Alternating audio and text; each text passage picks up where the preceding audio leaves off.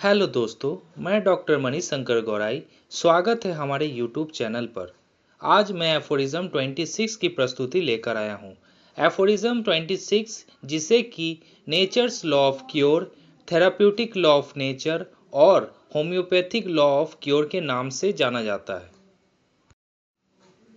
This depends on the following homeopathic law of nature, which was sometimes indeed vaguely surmised but not hitherto fully recognized, and to which is due every real cure that has ever taken place. A weaker dynamic affection is permanently extinguished in the living organism by the stronger one if the latter, whilst differing in kind, is very too similar to former in its manifestation.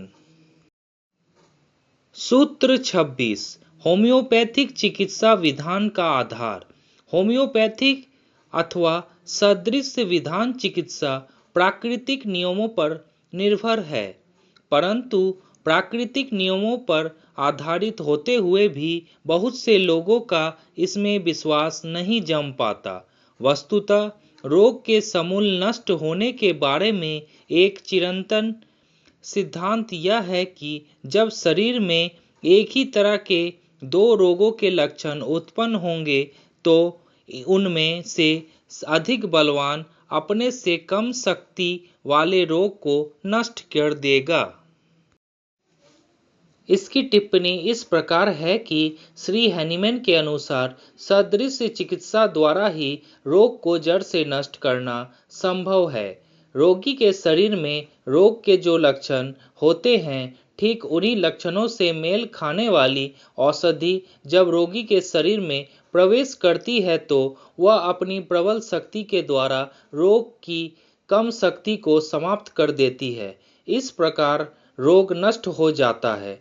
रोग की शक्ति से अधिक शक्ति की दवा देने की अनिवार्यता के कारण ही होम्योपैथी में औषधि की शक्ति 1 दशमिक क्रम से लेकर 10 लाख क्रम तक होती है। इस प्रकार चिकित्सक रोग की शक्ति को दृष्टि में रखते हुए उससे अधिक शक्ति की दवा चुन सकता है।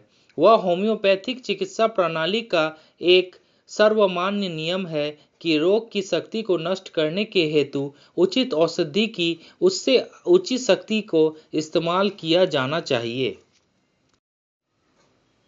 अगर आपको एफोरिज्म 26 की प्रस्तुति अच्छी लगी हो तो चैनल को लाइक, शेयर और सब्सक्राइब अवश्य करें। धन्यवाद।